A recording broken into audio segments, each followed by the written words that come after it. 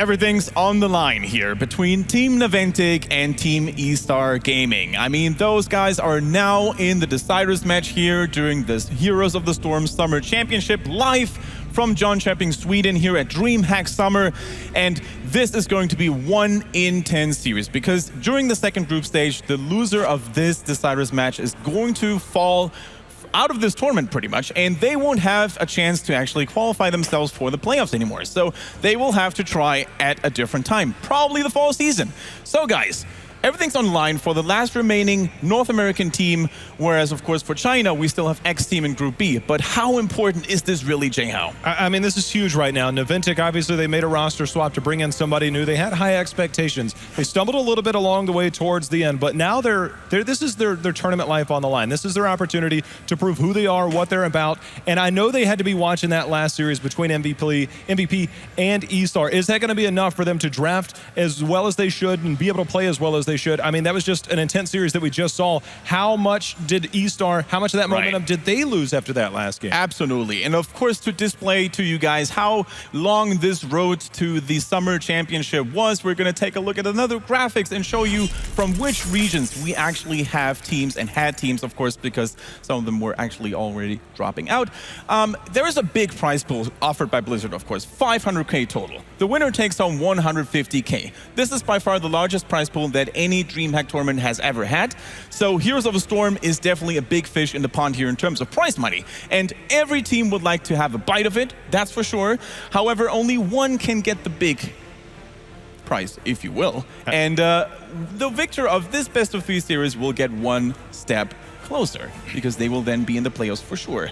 However, Kalaris, eStar Gaming, they just went down. You were a little bit upset about it. We actually had a conversation about that during the game. More than a little. Yeah, I think... However, do you think they will take this game easily, or do you think it's going to be a clutch fight?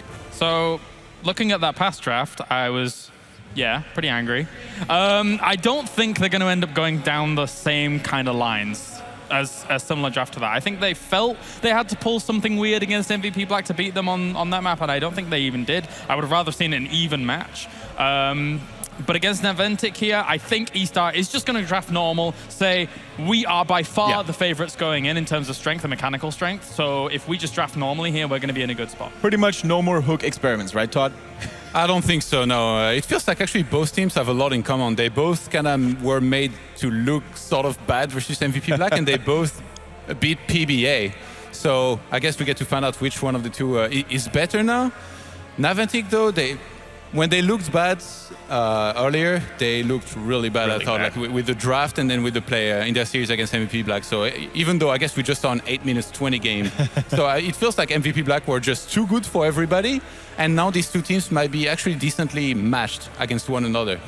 By the flip side, of course, both teams had the time to study each other by watching their respective games. Do you think that they will have something special prepared here, Jay-Ho, or do you think we're just going to see a very neutral, a very normal first draft? I think it'll look a lot more normal, at least for them. One of the things that I noticed when Naventic goes up against tough competition, especially, in our region, eventually they get to the point to where they ban out all the crazy and they just try and fight on an even playing field. The problem is they've been making it a little crazy for themselves. Now, I feel like that's something they need to learn from, at least in these games, to give themselves more of a chance. I feel like they excel so much. We saw it when they had that ETC Kael'thas combination or whatever. I mean, they can play within themselves. I think do a really good job. Yeah, and I think we're actually about to focus on Naventic even more. We have found out that their individual class is stellar. They are not working as a team all the time. Sometimes they're running around too much by themselves here, James. What do you think do they need to improve in order to keep or hold their own against an aggressive team like eStar Gaming? I think they need to look back on every single draft today and notice a pattern that has started to emerge in some of the higher level games that we've seen so far today. Yes, Muradin and things like that and Kael'thas have been very highly prioritized for a lot of the drafts that we saw in the previous group stage as well as this one. But in the highest level games that we have seen throughout the entire day, Greymane has been first pick, first go-to by all of these teams, or the highest level teams. I think people need to start realizing that he is a linchpin of power when it comes to comps, and I'd be very scared if they let eStar have it from time to time. Especially this handsome young man, McIntyre, he excelled while playing Kerrigan. is this an option for him as well to make him feel comfortable and to carry the rest of his team on his back, so to speak? I mean, I felt like there was a niche, but Todd, I know you had some more thoughts as well. Yeah, definitely. I think there is a chance we could see it again, but it's also kind of felt one of the things that you will see one time and maybe not necessarily come back. I have to say though, he really impressed me by playing a lot of different heroes of every different kind. I think actually he swapped between 4 roles in total. Yeah, it's basically he plays everything. He's the jack of all trades, like incarnate. Very impressive performance, definitely. However, their opponents are, of course, not an unknown factor. They are eStar Gaming. They took 1 game off of MVP Black, although they got smashed. And apparently there's a little bit of Zen meditation going on right now. I mean, I feel like this is like the moment where you have to focus. I mean, Yes, they pushed MVP Black to the limits for the first 2 games and then dropped dramatically in game number 3. Yeah. And is it going to affect them? I mean, that's the biggest thing is, can they come back from that? Are they demoralized at all? They have to see that as a bop and just move on, because the thing is that they are one of the most experienced LAN teams on the planet, actually. And you don't get to see them much outside of China, but when you do, they are very, very experienced indeed. I think the earningest team in this tournament, I think, is MVP Black with around $500,000 in earnings, and second is eStar with around over 400, I think. Seems good. Most of Something which like was in China. 450, 460. Yeah. Yes, some of it, or I guess most of it maybe was in China, but they still had a lot of international showing, in Asian tournaments. Again, mostly only losing to MVP Black back then. So on paper, they're not supposed to lose to Naventic, is basically what I'm getting at. True. I mean, if you had to compare the power levels of both teams, most people would probably argue that on paper, eStar Gaming is the clear favorite. However, they might be shaken. Losing again to MVP Black and in such decisive fashion just doesn't go just past you just like that. It shakes you up. The thing is, the most notable thing is when we talked to Big Impact, he talked about the pressure. Not only being the last NA team, but he's also the new guy. And is that going to affect? I mean, one individual can. I mean, one missed skill shot, one missed anything because of nerves can drastically change anything. And also, it's going to be a clash of styles, right? They have very, very different styles, not just, I guess, in the draft and even in-game on how they like to play. All right. So Map Vetoes is, of course, our next segment, and I can't wait to see what these teams came up with. Are we going to see an exotic map here? It doesn't look like it. In fact, it is going to be Battlefield of Eternity once more. This is the battleground that eStar Gaming just got annihilated on. Something tells me we won't see first pick Tychus, and we probably won't see Stitches. Yeah, probably not going to happen. Call me crazy. I would love to see Naventic actually take Tiger off Rehgar during the series. Because the thing is that every single game today, Tiger has played Rehgar, and every single time, he's missed some Ancestrals here and there, but he's aggressive with it, he's powerful with it, he's shown that he's able to win games properly with it. I would like to see them take that away from him and see how they're going to fare there. Of course, previously, he was good at some of the other supports or whatever, but Rehgar stands above and beyond everything else right now, and Tiger is exemplifying that aggressive nature because that's the only support that can properly be that aggressive. Rehgar, even though he can't Ancestral himself. Is there anything else that, if you were in Naventic shoes, that you would ban away from eStar Gaming potentially to sort of stall them and keep them in control? Ban all the warriors, throw them into Stitches. Thanks, Jay Howe. No. Big plan. The number one thing I think that blew my mind from that last series is that in 3 games, there was no Li Ming play at all. 0. That is true. I don't even think she was banned out. Like, they just didn't. Not even on bother with it. Battlefield. Yeah. It is by far. Oh, look. Okay, she's being shown here, but it is by far. You have a point there, Kalaris. It is her strongest battleground. There are hardly any obstacles to sort of block her way. She has a lot of movement freedom, if you will, and she could definitely be a dominant factor in this draft. Prone was probably watching from the audience, thinking, Yeah, he's "Come on, probably guys, just faking one his time. afro." I want to see her." So the most comfortable position that eStar have been in with their comps so far is having Greymane and also having Rehgar. And Naventic needs to take Rehgar in at least one of these, I feel, but it still gives eStar a lot of options. So eStar being first pick in general is a big problem for Naventic, considering how much room they have in the It's draft. so tempting to just go Kael'thas. Obviously, it's really good, and then maybe something like ETC, though. So the question is, do they pick what they think is the most solid, or do they try already to go in for some counter picks, as Skylar has pointed out, with the Rehgar to try and take it away?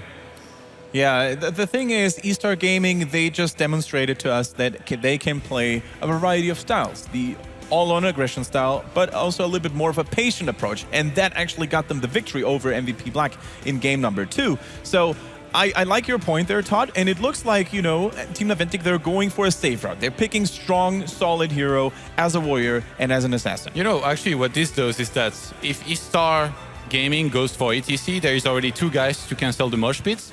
And if they go for Rhaegar, same thing. If Tiger is going to play aggressive against Muradin and Kael'thas, good luck. You're going to get blown up, bro. If this is Rhaegar ETC, then I'm scared already. Like, I'm with Kalaris on that. It's just, Sounds like you're already scared. the thing is, if they pick up Rhaegar here, you'll likely see them turn around and ban out Uther and then force Naventic into this weird thing. It's so weird the way that these drafts are shaping up. It's either around the Warriors, or it's around the supports, or it's around Greymane. I mean, this current meta is crazy. That early. Wow. That's it. That's the dive comp. That's the dive right there. okay. That's also the Protect the Greymane comp. Yes, Divine Shield Yeah. and Sanctification for Greymane. Let him do work, because Kael'thas looks like a little tasty treat back there for Greymane. So they mean business. They really mean business. Like, because again, we've seen Rhaegar every single game from them. You get Uther here with Tyrael. Like, yeah, also equally scared. Even though it's not ETC and Rhaegar, this is as scary.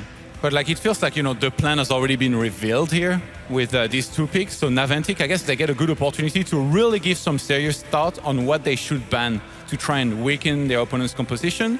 And they can already start thinking as well about their next picks to maybe try and build, I don't know, you know, some sustainability, something that will give them some patience and maybe some escape as well to be able to, you know, pull back, make it to safety. Something like a Fasta has already gone too, so something to keep in mind. Something that I always like to play against, like a very engagey comp, like or a Protector Greymane comp, is a second warrior. Someone that can also peel, someone that can also keep Greymane in check. However, you mentioned that a couple of minutes or hours ago, Jay-How. Naventic doesn't do that. Yeah. I don't remember if I've seen them. I mean, it's a possibility that they have, but double warrior comps are not their thing. I think that Sonya being on the board, they'll likely go with Sonya at some point in this draft. I mean, that seems like a really strong thing. The thing is that they're basically forced into a Kharazim. I don't see them going any other direction. But the thing with Kharazim is that because Sanctification, you're more adept to use Divine Palm, which I think is exactly what they need to deal with somebody like Greymane. Remember, it was Arthas, I think, and Sylvanas that was picked from MVP Black that brought them some success against eStar Gaming earlier. So maybe something for Naventic to think about. They go for the Sonya here. You were right on the money with that Arthas call. I mean, that was something that helped out so much against the Tyrael, because the Sanctification goes down and you just run away. And Arthas is really good at being able to kite out those situations in a double warrior meta. Like, Sonya, 1.5 warriors, we're here. This is getting a little bit worrying here.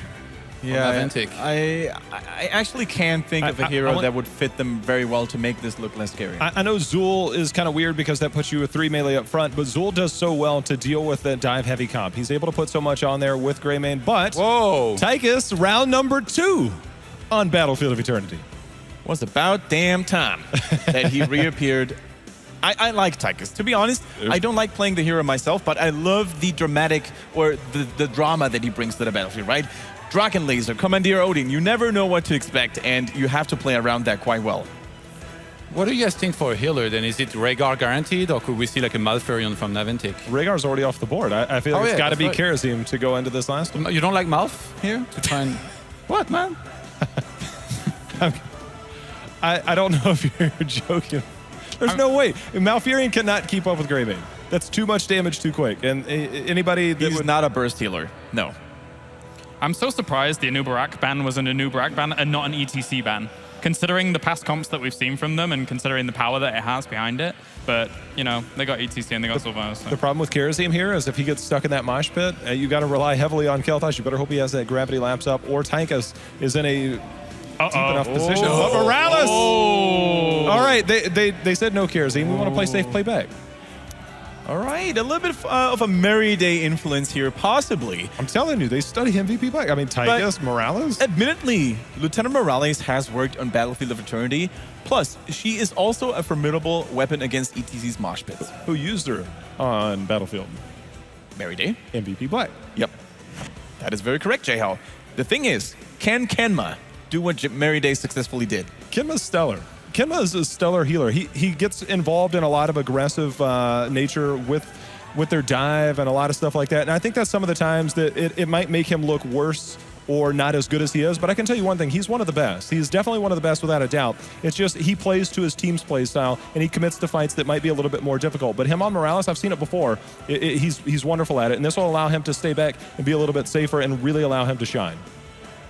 Kalaris, you don't look very convinced. I really want to hope in Naventic's draft. I really do. But I'm like, as much as the thing is you've got to play such a safe Morales build, which obviously is the go-to nowadays, and then you've got to hope that once Greymane and ETC and Tyrael are on top of you, that your grenade lands and you push them away. But I don't think that's going to happen. It's definitely not an easy job to do. Oh no, this is bad. If you can survive the initial push from that Greymane, then you're good. If not, then you're watching it from the sidelines. Yeah. The winning arrow, I feel, is going to be super important, and we saw some of these ultimates earlier being key in winning the games, and I feel like eStar has an overwhelmingly good draft here in this regular. Do you see a wailing arrow to the back line, allowing Greymane to dive in? There's not able to get off the right type of heals or knockback that they were going to say on Greymane.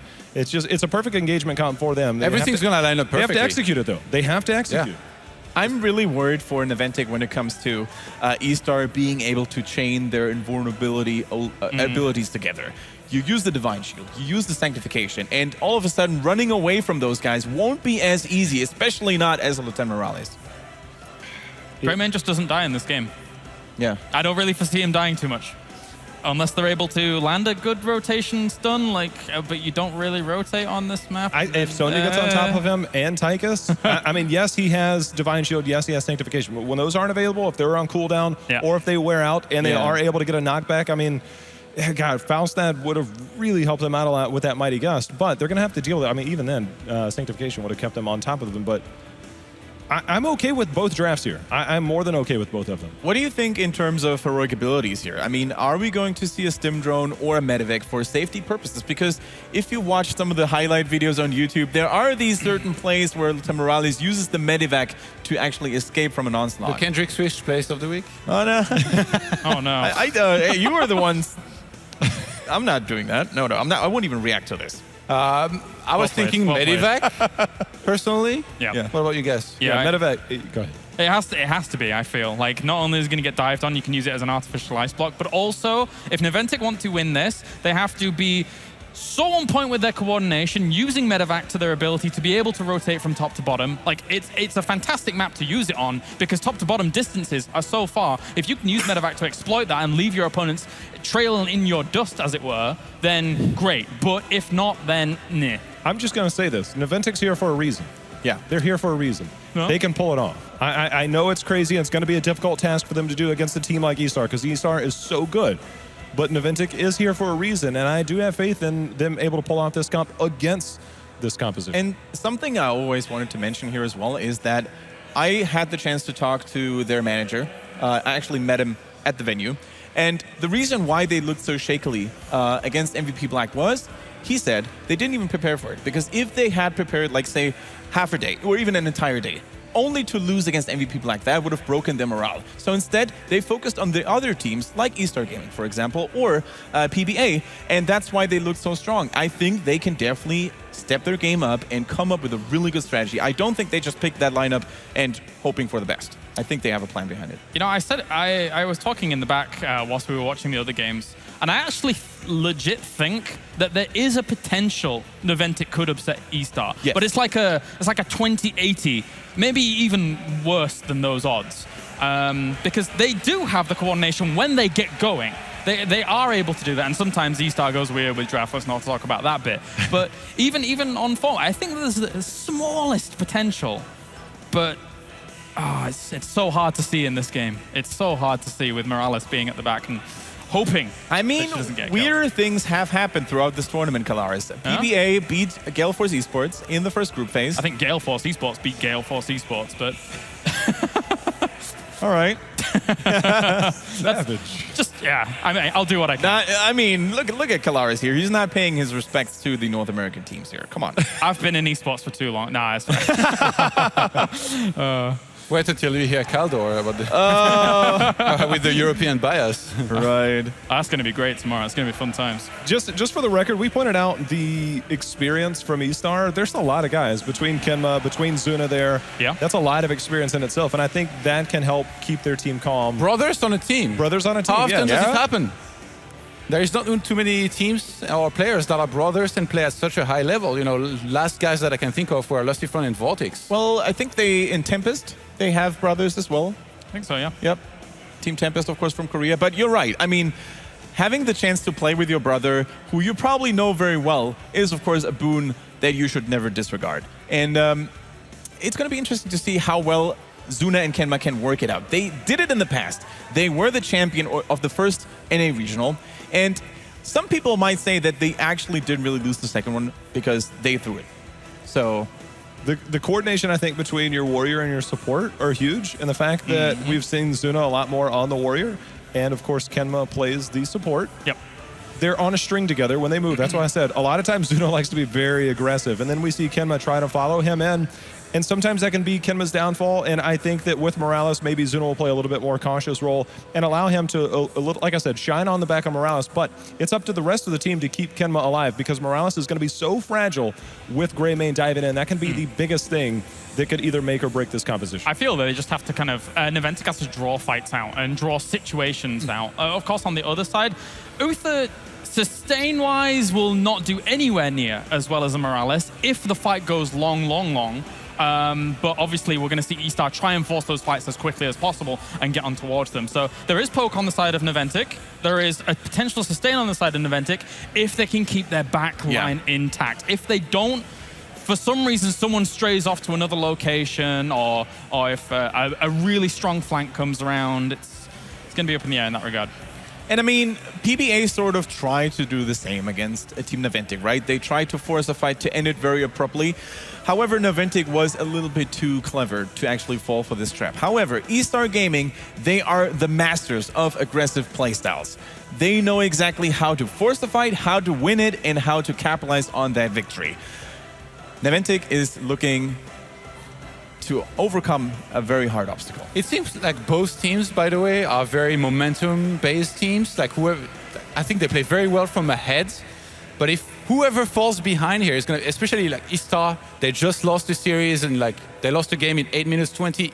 Naventic, notoriously known for when things are going bad, kind of falling apart. So it's going to be very important to take the lead here, in particular in map number 1, because whoever falls behind is going to be very hard to recover from. You said it. I mean, you couldn't have said it any better either, because I feel like Naventic, when they do get behind, they feel like they need to overcompensate and take fights that they don't need to, and then things start to spiral out of control from there. And I agree with your point wholeheartedly.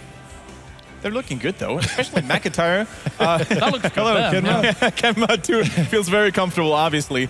But, yeah, especially McIntyre, he looked very, very cheerful there. And I think they have exactly the right mindset to go into this best of 3. And this is what these players play the game for as well, like to compete at the highest level.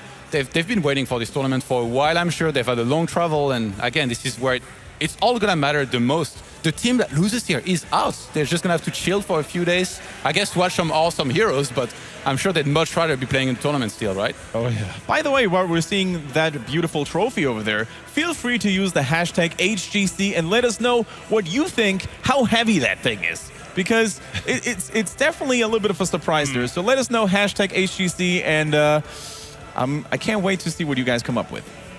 If there's anybody that could pick it up, it's Kenma. That guy works out. He's a machine. Does he? He's a big dude. He can put up some weight. All right.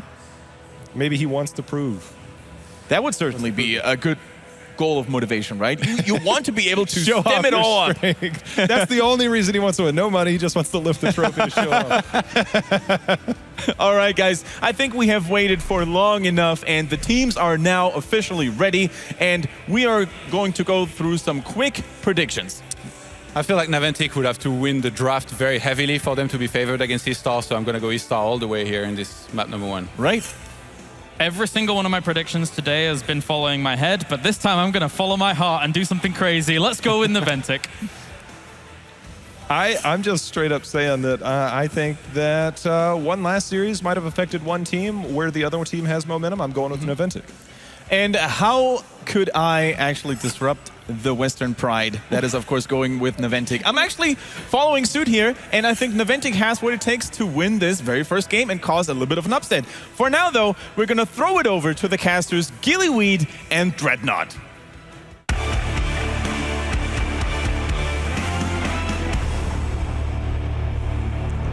Thank you, Kendrick. Indeed, it's Team Drilly here, and we are voting for eStar's composition just a little bit more than Naventic's, but we'll see how it ends up playing out. Yeah, they got a lot of what they want. The eStar specifically has two main compositions that they're looking to run, but it's all going to come down to the positioning of Kenma.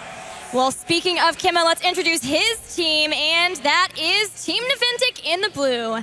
With Kenma playing Lieutenant Morales Tychus, played by Zuna. Kael'thas, played by Big Impact. McIntyre will be playing Muradin, and Fan will be playing Sonya. And in the red trunks for eStar, we're going to have Tiger on his famous Uther. Toomey is going to be on the Sylvanas. Zhao Ti on ETC. NCCC is going to be on the Tyrael. And Xingxi is going to be on the Greymane. So yeah, let's talk about this. This is a composition that I have been hyping up to you, I know, for a long time. Yes. So I'm so excited that we get to cast it, and that's the Protect the Greymane. Yes. Everything hinges on being able to keep Xingxi alive, which means they have to make sure that they're timing out the Divine Shield and the Sanctification to get maximum effect, allow him to be as invulnerable as possible. Even worried about Wizen Duelist at 7 here, but already at the gates, Tiger is going to be stunned out here. The Gravity Lapse will hit, and he will be falling down. Naventic already getting a pretty early lead, but it does go 1-for-1. Yeah, McIntyre will drop, and so with that, they're trying to turn this around and take out Zuna, and with Tychus, he's another hero that you really have to watch for the positioning on specifically, and that's going to be something that eStar will be looking to take advantage of, is that Naventic has a lot of heroes that positionally have to be in the right spot. Morales, Tychus, even Kael'thas. Yeah, they have to do a very good job of defending their backline, and Fan and essentially the Muradin are going to be crucial points when it comes to that, Gilly. Well, now we're waiting for the first Immortal phase. The Stormbolt comes down into the Gravity Lapse, and this is something we've been seeing a lot of teams utilizing. Sometimes with the ETC, power slide into the Gravity Lapse, but this time we'll be watching Naventic try to find those with Stormbolts to follow up, and later on potentially getting Gravity Crush for a lot of damage, a potential to just blow up that target. Yeah, they're doing a good job trying to get the harass here. Naventic has done a good job essentially stacking their CC together, and Kenma's positioning has been very good, allowing Zuna to get a lot more harass on his opponents than I expected. Yeah, we talk about the fact that Naventic likes to prioritize or go after compositions that MVP Black shows, but Kenma has played a Lieutenant Morales a lot in the past, and it is pretty comfortable on her, which is why we see him taking Scouting Drone at level 1 to make sure that they have vision, watch for any potential flanks, maybe with the Wailing Arrow, maybe coming in with Greymane too. And now both teams making the rotation. Naventic getting a very early advantage when it comes to the Immortal already, doing a large amount of damage here, almost getting the phase, but Kenma is getting caught out. eStar is going to want to get into the fights. They know that there's a lot of damage for Naventic, for Immortals, and that's why we're seeing them get aggressive. They've already found and taken out Lieutenant Morales. Can they get anything else? Yeah, as this goes on, the Smite, you see enabling the rest of the team. Xingxi is trying to get in there, killing McIntyre. He does have Dwarf Toss. No, it was going to be off cooldown there. And now already 2 kills here. The phase will happen for Naventic, and essentially mitigating the loss that they got in the Muradin. Yeah, it was pretty nice for them to be able to just force it to mid, so that as the rotation for eStar took out Muradin and then started to group around Ilarion, they didn't get much out of it. And now Muradin is back up. It's just a few more seconds. And again, they forced eStar to get into this aggressive stance, but they are less healthy than they were before in the last fight. Yeah, Fan getting stunned out, though. That might hurt here. Tooney is trying to come in to get the damage here, and all of the teams are going very aggressive. Keep in mind, Greymane is not with eStar. He is on the Immortal. Yeah, this is something they really like to do, is just leave Greymane there. But here, as you can see, the disengage is starting to come in. He knows that he needs to help out his team. Unfortunately, they lose Nitya, but he's going to try to put damage That down passive. with the passive Archangel's Wrath, and boom, Sonya goes down. McIntyre Dwarf Toss is out. Nobody is on the Immortal for eStar for the time being. You can expect Greymane to go out, and it looks like Zhao Ti will be there to defend his Immortal and try and zone off them. But guess what? Gravity Lap's going to come out, Muradin with the stun, and that's going to be one dead Zhao Ti. That we're having beef for dinner because he's going down. Tilted, man. That's what happens when you put a Flame Strike on top of an ETC, right? I think so. That's not even Gravity Crush yet either, so that's going to be a lot more damage once they pick that up at 7. But It does mean that Naventic have won the Immortal. The shielding is basically negligible, though, so they're not going to get too much done off of this unless they can find some picks. Yeah, Naventic has done a pretty good job when it comes to the early part of this matchup, but as this game moves on, enabling the Greymane gets stronger and stronger, right? He doesn't have any of the survivability tools. There is no Sanctification. There is no Divine Shield to keep him alive. So for the time being, Naventic, yes, they are slightly ahead of their opponents, but I fear that post-10 this is going to get worse. Yeah, they need to get ahead. They need to do irreparable damage and get to a point where they can have a lead that they keep and continue. Xingxi is going in again. Big impact, gets back, and Kenma has too, but he's out of mana, so they know they need to completely get out of here. Yeah, one thing that Morales really struggles with is spread damage. She's great at keeping a single target alive, especially as the game goes on with your safeguard, keeping everyone up. But if the damage gets spread, she can't swap between targets effectively enough, and you saw that situation where it was hard for Kenma to keep him up. If Xingxi gets a lot of damage on his cleaves left and right, it's just going to enable everybody's health bars to go lower and lower, and Kenma won't be able to do anything. Or we may see her pick up shield sequencer to help with that later on, but that is the potential that eStar have to find someone and blow them up very quickly. And now with that, they've nearly caught up, and in fact, they are going to get ahead, pick up level 7 just slightly before Naventic and hear the talents come out. I believe that McIntyre had the opportunity to get a dwarf toss off there. He wasn't spamming it, I guess, in the small frame that he was able to do it between the stun.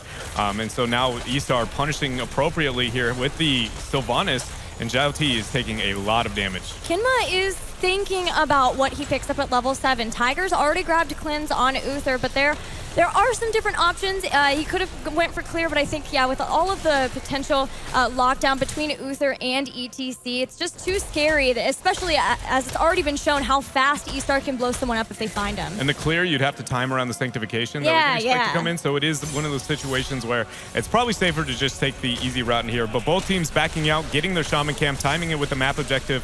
It depends which team is going to make the rotation to get the clear as fast as possible, because, again, these Shamans left alone do a lot of damage. Right, very, very close are these two teams in experience. Fan is staying up in the lane, and we could see both teams sending people down really frequently to try to get heroic abilities over their opponents. And that's the beautiful thing about Battlefield of Eternity, is there's just so much decision making that has to be made based on the location of the Immortals, where your opponents are and where you're at in experience. And we're seeing Toomey make sure to clear out these waves, but Naicha may be in trouble. Eldruin's very aggressively toward the base of Naventic.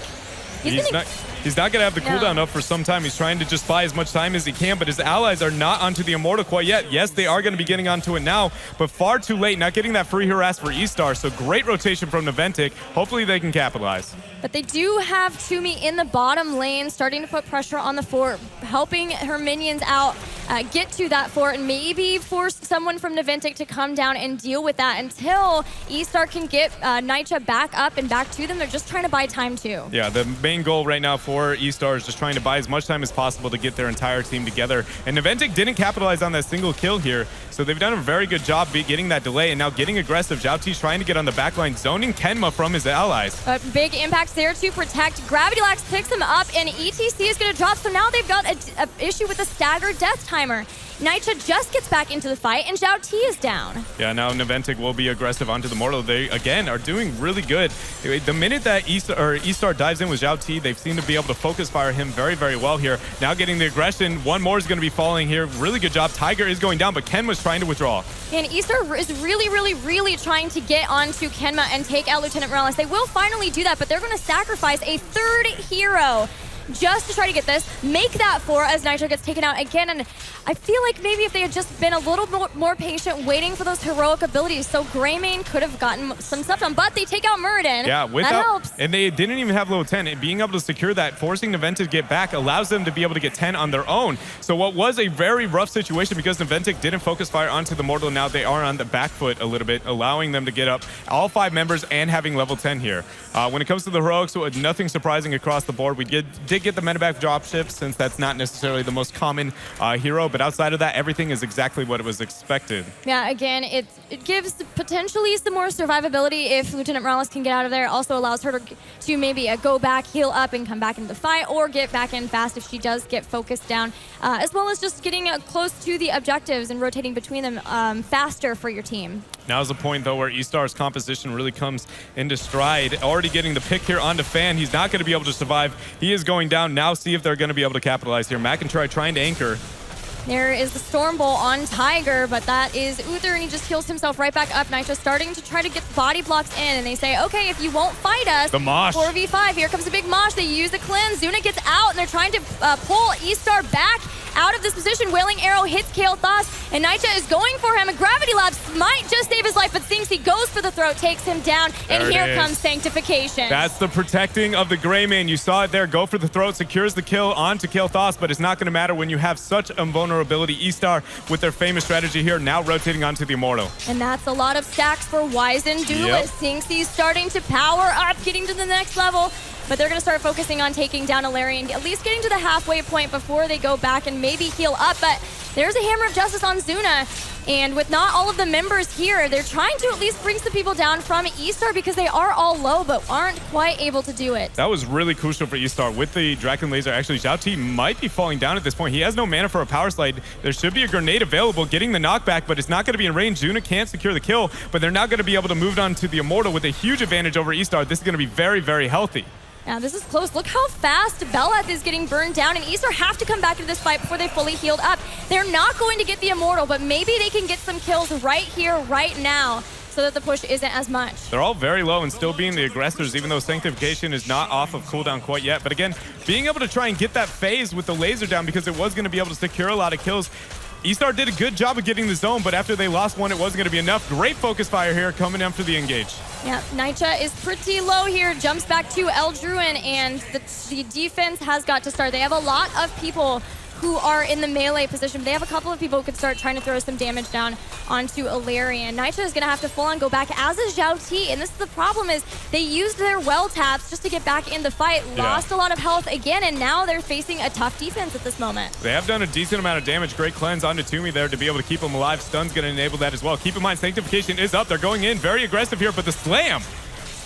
There is Mosh Pit up right now. Maybe they will try to make something happen with that, but they're pushing McIntyre away, and that bait, they're going to have to use Sanctification here, Dread. Yeah, but everybody's too low. I don't think it's going to matter at this point. The Immortal is still at 75-50% here. Toomey is not even on the team fight with the rest of the team here. And they do back out completely. eStar doing a great job being very elusive here. Xingqiu actually goes back in. The D-Shield, Gilly there going in. There's the Divine Shield. He's going after Lieutenant Morales. That shield go down, but there's oh my gosh! The Mosh Pit! It's huge! 3 members. Fan the only one out of it. Morales goes down. Tychus pops. Fan trying just to get away with his life. And you wonder why eStar is famed for this strategy. Just the aggression whenever you don't expect a fan. You're not going to be able to make it out quite yet. And what looked very bad for eStar Gaming, they turn around with a 4-0 wipe. Man, we've seen great mosh pits from Nitro. Now we're seeing awesome mosh pits from Zhao T. I think ETC, it's time for them to not get this hero anymore. Yeah, and look at, they all just group. There's no interrupt there. Fan does not have his Ancient Spear to be able to try and disable that. He just runs away knowing that his team is going to be falling. Very well done. Again, the aggression. The Greymane players out of China are just absolutely phenomenal. I mean, Sake obviously great, but I really do feel like Xingqiu just stands out above all the rest. I totally agree with you. And that was such an important point for them in that fight because as we watched the replay, a lot of the members of eStar were low and there were some good health bars left for Team Naventic. So that mosh pit completely changed how that fight might have gone. But now with that, they have a full level lead. Both teams do have 13 and they're starting to get the mercenaries in preparation for the next Immortal phase. Yeah, and both of the teams are just backing out. Again, structurally, the teams are almost dead even. Outside of that, there are really no major lead except for the experience for the time being. And both teams just really posturing up here for the next objective. Again, heroics are going to be available minus the mosh pit, so eStar maybe have to play a little bit more passive, but honestly, with the invulnerability protect the Greymane, it feels like they're never defensive, it's just only offense. Yeah, Xingqiu was in there, and everyone else was in the base, and he was like, guys, let's do this. I'm Greymane, it's fine, let's go. And they did, and they won it. Yeah, and right now he is sitting at 7 out of 10 stacks when it comes to the Wizen Duelist here. That's 21% increased attack damage. I mean, that is absolutely absurd. You see this damage coming out onto the race here as well, where they convincingly get the early phase. Both the teams now probably going to be on the defensive stance when it comes to the next Immortal phase. Here we go. We'll see where that goes. Or Zhao T could just go in with another power slide. They're going to make him invulnerable. It's a mosh pit. Kael'thas drops again, and they're going after Zuna. He uses running gun. He's being healed up by Kinma, and they're going to try to, I guess, flank around from the side of this. Sanctification goes down. That is all the defensive tools for the time being, but I don't think it's going to matter because Naventic has lost 2 people. 26 seconds for the medic to be able to get up. She will have medevac dropship to possibly get it in position, but you just see eStar is going to make the very aggressive rotation onto the Immortal. Yeah, this is the difficulty with Lieutenant Morales, is yes, if you can guarantee that you're going to keep her safe, she'll keep people alive for forever. But he didn't pick up the level 1 talent that gives her her own safeguard if she starts getting hurt. There's no couples therapy at 13. Kenma went ahead and got intensive care so that he can heal somebody up through a big burst.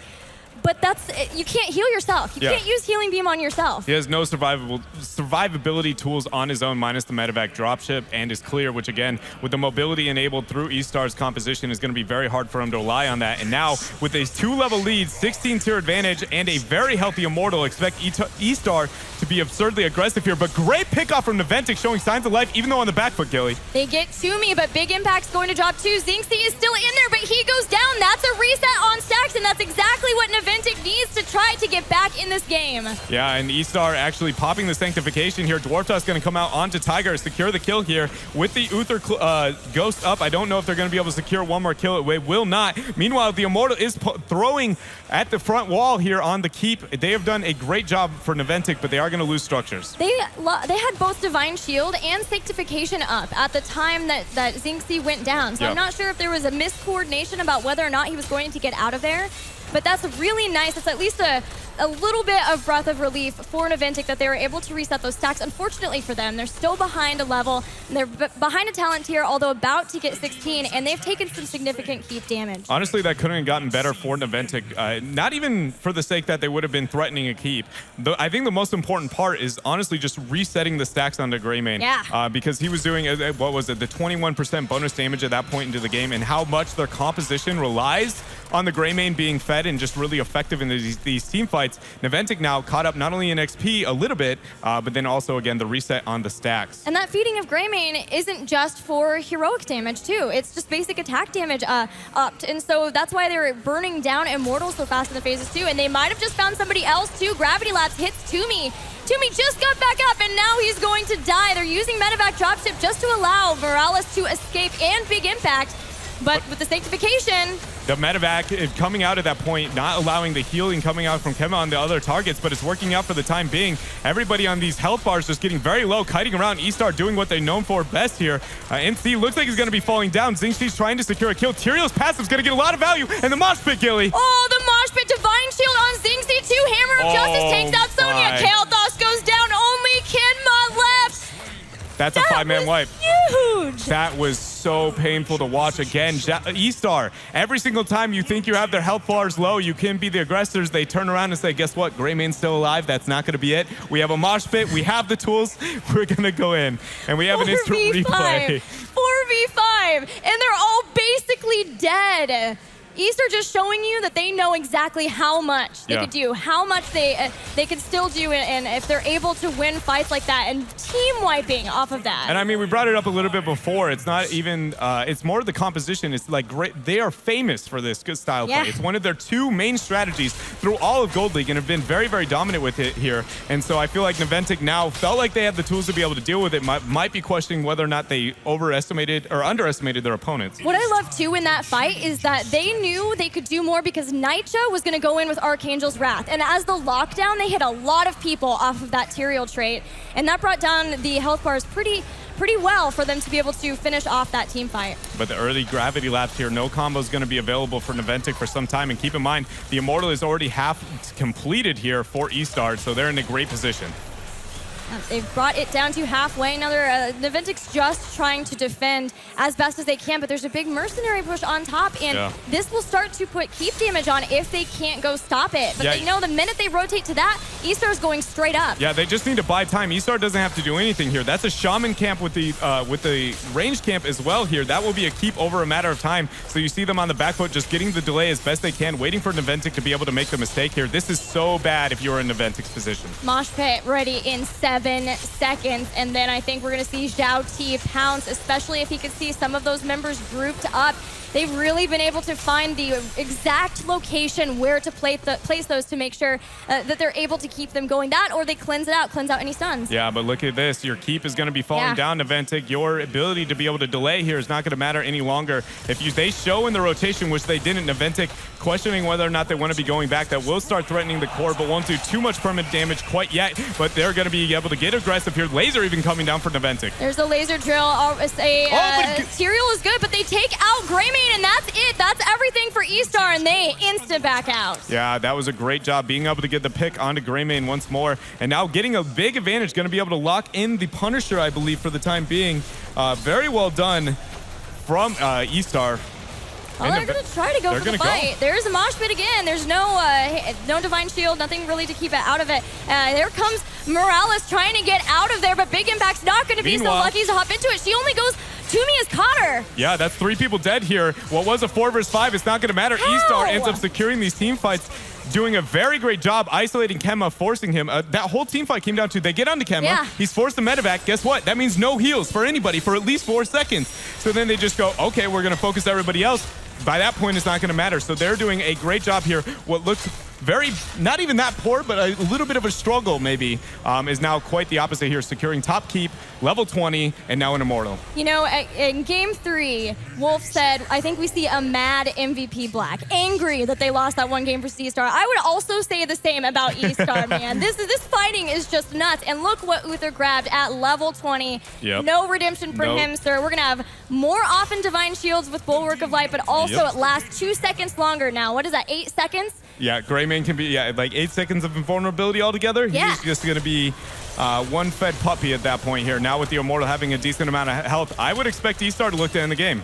Yeah, they have Sylvanas, of course, too. We've barely highlighted that, but that means less of a defense for this Immortal, which is starting to push onto the core. The drill comes down. They're looking for the couple of picks they need to secure this game number 1 versus Naventic. Yeah, they're getting very aggressive here. They need to secure a kill. They haven't used any of their defensive cooldowns yet. Everybody just getting very low. There they go. They're going to be moving in here, Gilly.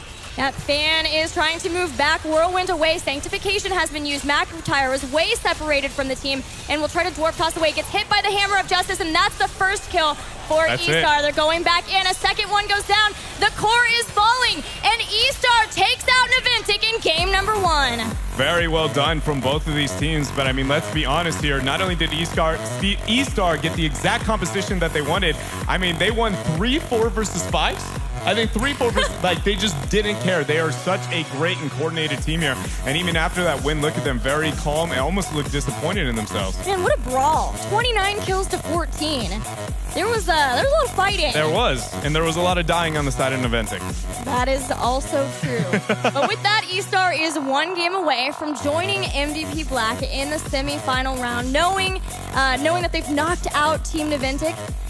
We'll see if they're able to do it, but we're going to have, we still have more games to come too. Yeah, and one thing I think I'm looking forward to the most when it comes to the next draft in this game is eStar just did exactly what they're known to do. Yep. They have only one other main strategy. We haven't seen them pull out anything else really too creative.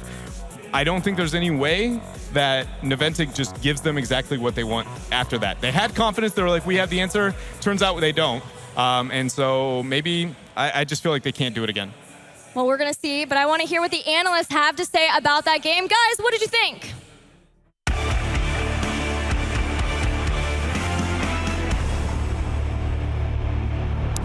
Hiya!